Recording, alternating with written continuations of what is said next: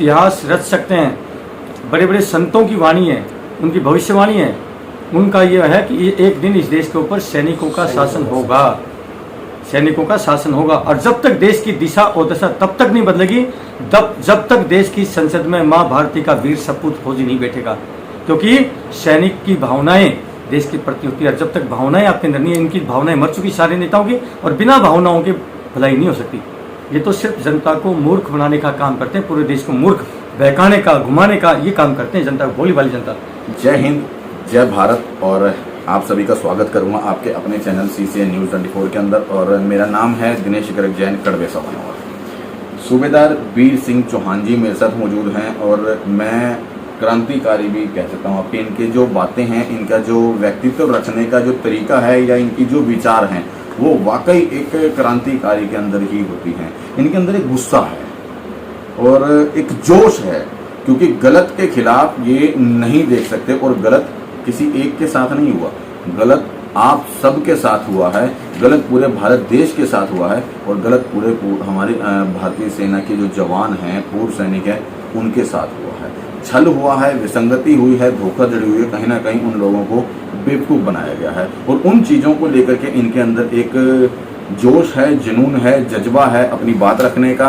और उन विसंगतियों के ऊपर जब भी कभी चर्चा होती है तो कहीं ना कहीं इनकी आंखें भी नम हो जाती है और चेहरे पे लाली आ जाती है, आंखों में गुस्सा आ जाता है। सूबेदार जी, सबसे पहले बहुत बहुत आपका स्वागत है हमारे चैनल में। बहुत बहुत धन्यवाद। आज की मीटिंग के अंदर जब आपने अपना व्यक्तित्व रखा, मैंने देखा कि कहीं ना कहीं एक गुस्सा था आपके चेहरे पे। किस तरह से रखेंगे इन बातों को? देखिए सर, कभी भी किसी भी व्यक्ति के साथ में जब कोई अन्याय होता है, और अन्याय होता है तो व्यक्ति को अंदर से जो एक आग तो लगनी चाहिए, अगर वाकई उसके अंदर एक ओरिजिनलिटी है। तो वही था मेरा, जो आपने सुन ही लिया होगा मेरे पहले वाले वीडियो में था। और आज जो ये मीटिंग रखी है सुरेंद्र पहलवान जी ने, देखिए मैं इस मीटिंग में ज़रूर आया हूँ। अगर मैं कोई व्यक्तिगत ये सोचे कि भाई सूबेदार वीर सिंह चौहान जो धरना चल रहा है जंतर मंतर में, उसको कमज़ोर करने के लिए आया, मैं बिल्कुल उसको कमज़ोर करने नहीं आया। हम तो यह आया कि भाई किसी भी तरह ये सारे भाई, चाहे वीर बहादुर जी हो जिनकी 6 अगस्त की कॉल है, चाहे धरना वाले जो अभी जंतर मंतर पे हो, फेडरेशन ऑफ वेटरन एसोसिएशन जिन्होंने 23 जुलाई की कॉल दी है, ये सारे के सारे, चाहे सुरेंद्र पहलवान जी हो, ये सारे के सारे एकजुट हों, और एकजुट होकर के एक मुट्ठी बन करके यदि हम लड़ेंगे तो हम वाकई ही देश के सैनिकों की लड़ाई लड़ रहे हैं। और मैं तो ये मानता हूँ कि भाई आज कोई विसंगति किसी व्यक्ति विशेष के साथ तो नहीं हुई है। जैसे कि आज सबका वाले ये क्लेम करते हैं जैसे हम सैनिकों की लड़ाई लड़ रहे हैं, ऐसा प्रतीत होता है जैसे कि ये बाकी लोगों की लड़ाई लड़ रहे हैं, ऐसा लगता है। जबकि ऐसा नहीं है कि वो अपनी भी लड़ाई लड़ रहे हैं और बाकी जो सैनिक हैं सब अपनी अपनी लड़ाई लड़ रहे हैं। जब व्यक्ति ये सोच लेता है कि मैं तो पता नहीं दूसरों की लड़ाई, या तो उसमें उन लोगों का स्वार्थ निहित नहीं होता, या तो विसंगति उन लोगों के साथ नहीं होती। सबका वाले जो फौजी हैं, नहीं, वो तो सबके साथ ही तो लड़ रहे हैं। वो ये थोड़ी कह रहे हैं कि हम अपने, वो तो सबके लिए लड़ रहे हैं। जैसे कि वो शो कर रहे हैं ना, वो ऐसा लगता है कि जैसे ये वो जो विसंगति है उनके साथ नहीं है, बाकी सैनिकों के साथ में उनकी लड़ाई वो लड़ रहे हैं।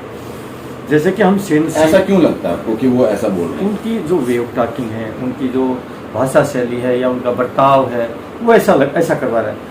ठीक है, मैं मानता हूँ कि उन्होंने एक पूरे सैनिक समाज को जागृत करने का काम किया है, उसको उनकी मैं तारीफ भी करता हूँ। पहले दिन से हमने तारीफ करी और हम लोगों ने साथ भी दिया है।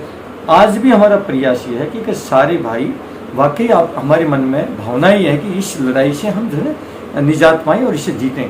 नहीं, एक और आपकी बात कहते हो आप कि भाई आप उनका सम्मान करते हैं, आप उनके तारीफ भी करते हैं, और उन्होंने पूरे देश के सैनिकों को जगाया है। दूसरी ओर आप कहते हो कि उनकी भाषा सही नहीं है, उनका जो तरीका है वो सही नहीं है। स्टार्टिंग जो किया ना, एक कॉल दे देना कि इतने तारीख को पूरे देश के सैनिक इकट्ठे हो रहे, थोड़ी वो जस्ट लाइक एक आवाज़ दे दिया।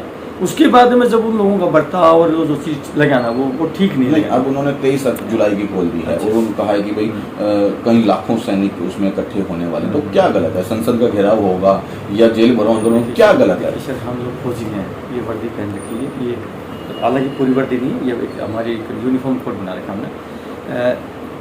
फौज का जो हमारा एक सम्मान होता है, अगर हम फौजी आदमी नेताओं के जैसे नेता हुड़दंगबाजी करवाते हैं, घेराव करवाते हैं, ये सब नेताओं का काम है। नेता लोग तो अपने लिए करते हैं, लेकिन ये तो पूरे देश के सैनिकों के लिए कर रहे हैं, तो क्या गलत है? सर, उसका भी एक बहुत बड़ा एक अलग जो है तरीका हो सकता है। कोई ज़रूरी नहीं हम घेराव करें, जरूरी नहीं हम घेराव करें, घेराव करके ही कोई न्याय मिल जाए। घेराव बतेरा किया किसानों ने, 13 महीने पूरी दिल्ली को घेर के रखा, क्या मिल गया न्याय? MSP मिल गया क्या?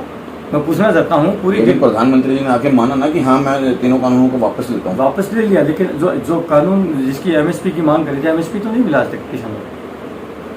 जो हमारी स्वामीनाथन आयोग की रिपोर्ट थी वो तो उनको नहीं मिली किसानों को। ठीक है, जो एक थोपे गए थे कानून वो वापस जरूर ली, लेकिन उनको जो मिलना चाहिए था वो तो नहीं मिला। जो किसानों को जो हक में जो कानून पारित होनी चाहिए वो तो नहीं मिला, आज भी नहीं। तो कुल मिला करके देखिए हर चीज़ का देखिए ना असली जो है ठीक नहीं होती। हम नेताओं की नकल क्यों करें? हम सैनिक हैं, हम नेताओं की नकल करके हम घेराव करें, प्रदर्शन करें, हुड़दंगबाजी करें, क्या ये हमारे लिए शोभा देगा? मैं तो नहीं मानता ये कदापि शोभा देगा।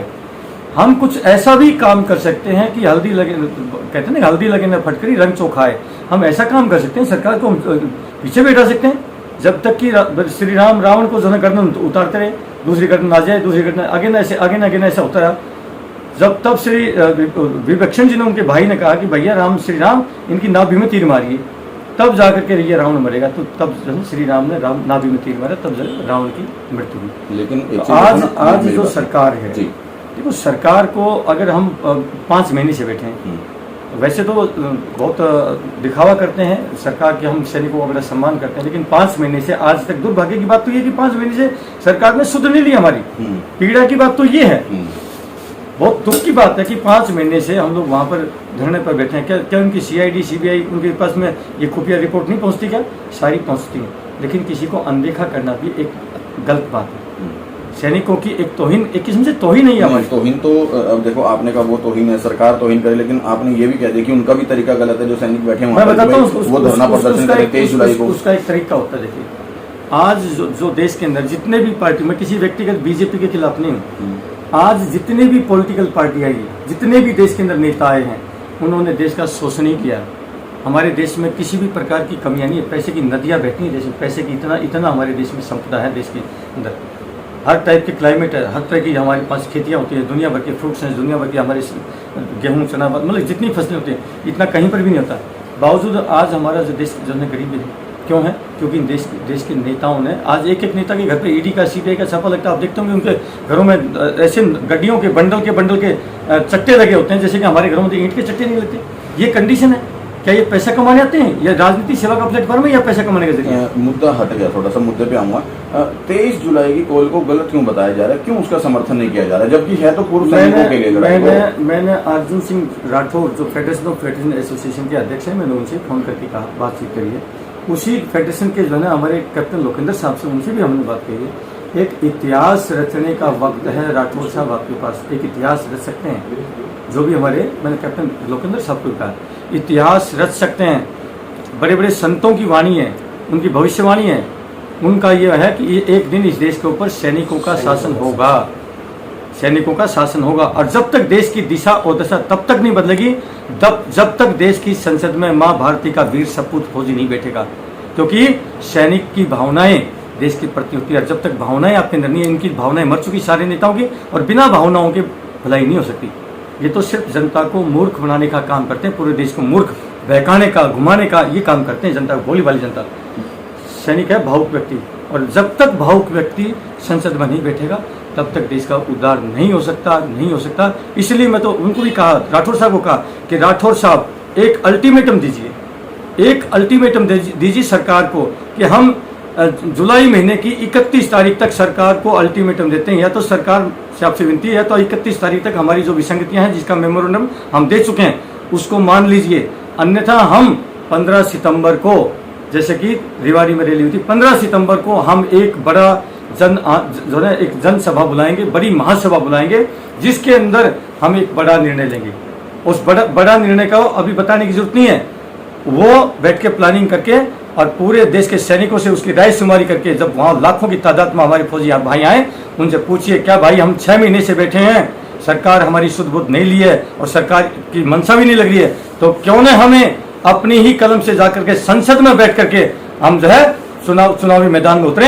और चुनावी मैदान में उतरेंगे तो हमें यकीन है कि पूरा देश का बच्चा अरे जिसकी रगों में सच्चा खून होगा वो जरूर हमारा सम्मान करेगा, और जिसको देश से प्यार होगा वो जरूर हमारा सम्मान करेगा। मैं तो कहता हूँ सब 543 सीटों में से अगर 400 सीट ना जाए तो मैं गारंटी देता हूँ साहब, लेकिन इनकी क्षमता ही नहीं है। मैं कहता हूँ, मैंने कैप्टन लोकेंद्र साहब को भी फोन करा है, जो उनके प्रवक्ता है, जिनका यूट्यूब चैनल भी है, बात करिए तो लगभग आधा घंटा बात करिए। और मैंने सूबेदार अर्जुन सिंह राठौर साहब को कहा, आप दीजिए चुनौती, मैंने पार्टी बना रखी है, हम लोगों ने पार्टी बना रखी है। मैं कहता हूँ इस पार्टी को हम साइड में करते हैं, नई पार्टी पैदा करिए। हम कहीं पर भी काम करने के लिए, किसी पायदान पर काम करने के लिए तैयार नहीं, हमें कोई जरूरत नहीं हम अध्यक्ष बन के काम करें। हम तो चाहते हैं देश की बागडोर अब देश के फौजियों के हाथ में होनी ही चाहिए। ये देश के जो मर्डरर हैं, रेपिस्ट हैं, ठग हैं, चोर हैं, उचक्के हैं, बेईमान हैं, इस प्रकार की क्वालिटी के मैं नहीं करता। ये आंकड़े 33% हमारी देश की जो खुफिया एजेंसी उनके आंकड़े हैं, सरकारी आंकड़े हैं। तो इस प्रकार की अगर क्वालिटी के लोग अगर संसद में बैठेंगे, आप उनसे क्या अपेक्षा करेंगे? देश कहाँ जाएगा? कुल मिलाकर के बेटा, ये हमारे फौजियों को विचार करने की आवश्यकता है।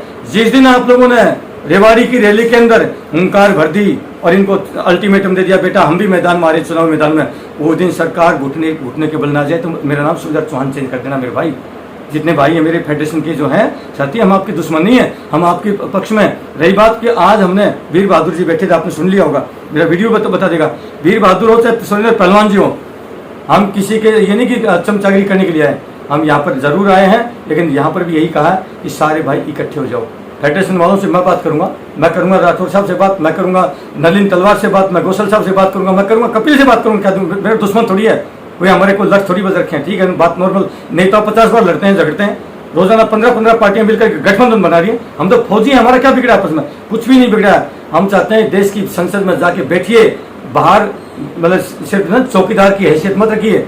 आप माँ भारती के वीर सपूत है, आपके अंदर ताकत है, क्षमताएं हैं, देश के प्रति आपके भावनाएं, आप आइए। क्यों नहीं आ रहे हो आप राजनीति में?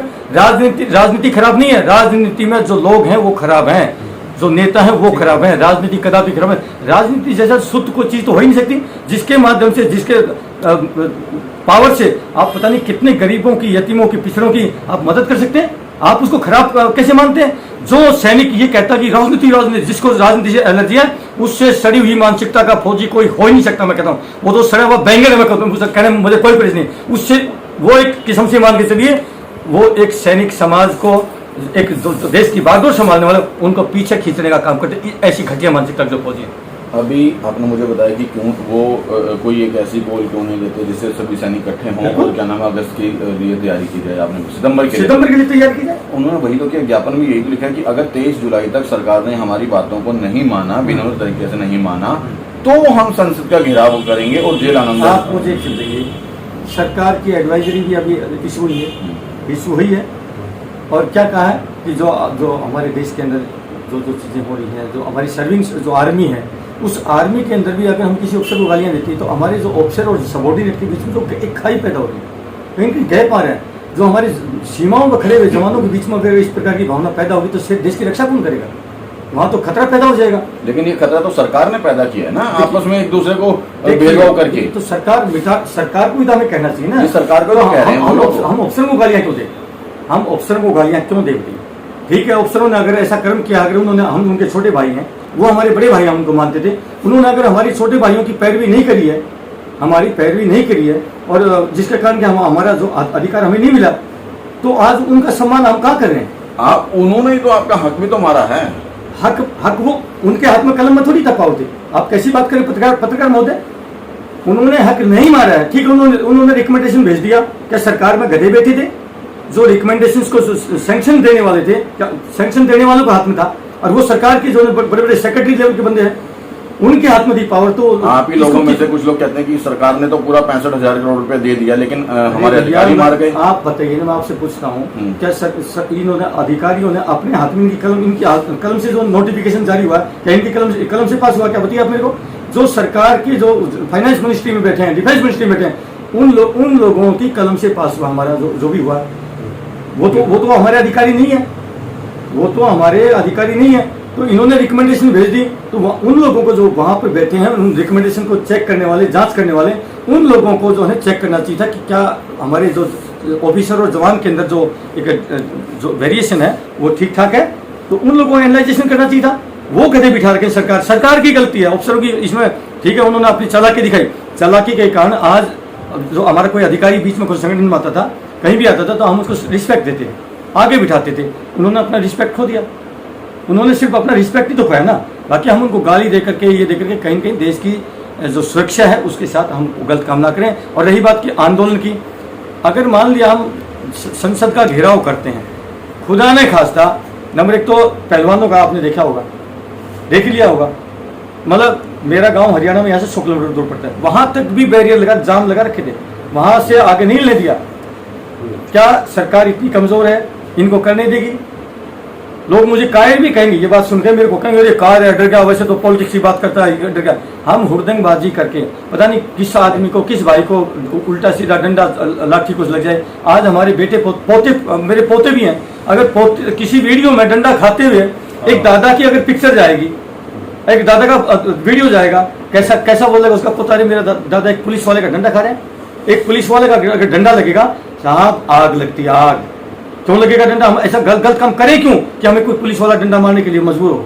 हम अब आप 23 तारीख की कॉल को या 6 अगस्त की जो कॉल है, दोनों में से किसको समर्थन कर रहे हैं? मैं किसी को समर्थन नहीं कर सकता।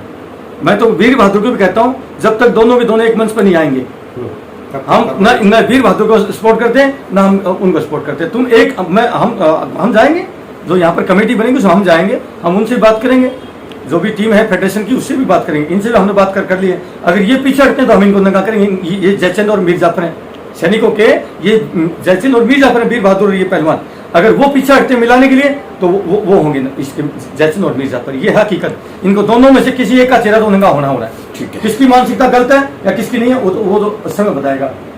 जो ये बोलते हैं, अब ये थे वीर बहादुर जी, और जिन्होंने वाकई एक क्रांतिकारी विचार दिया है, बिना किसी एक पक्ष के होके, ना इन्होंने पक्षी करी ना विपक्षी करी, सिर्फ निष्पक्ष होकर के बात रखी है। और मैं सैल्यूट करूंगा खुद आपको भी इस चीज को लेकर के तहे दिल से धन्यवाद दूंगा।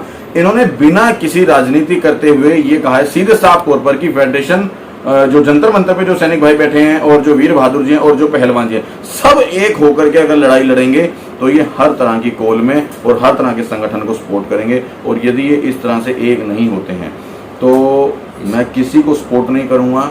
और क्योंकि कहीं ना कहीं मैं भी खुद एक एज ए बीइंग पत्रकार कहो या मेरे खुद के पर्सनल विचार है, मैं हर वीडियो में बोलता हूं कि जब तक संगठन एक नहीं होंगे ये सब के, तो शायद ये लोग अपनी जो लड़ाई है ओआरओपी की ये नहीं जीत पाएंगे। फिर चाहे वो 6 अगस्त की कॉल दे दो, फिर चाहे वो 23 जुलाई की दे दो, और फिर चाहे वो रेवाड़ी की आप कॉल दे देना, अगर वहां पर भी आप इकट्ठे होकर नहीं पहुंचते हैं तो भी आप नहीं जीत पाएंगे। लेकिन एक कॉल जरूर दी जाए, बड़ी कॉल दी जाए, ताकि सभी सैनिक जिसके अंदर इकट्ठे हों, सभी विचार अपने रखे जाएं और सिर्फ पूर्व सैनिकों के हक की बात रखी जाए, बजाय कि अपनी राजनीति चमकाने के। वाकई धन्यवाद दूंगा ऐसे वीर बहादुर जी को जिन्होंने अपनी बात रखी।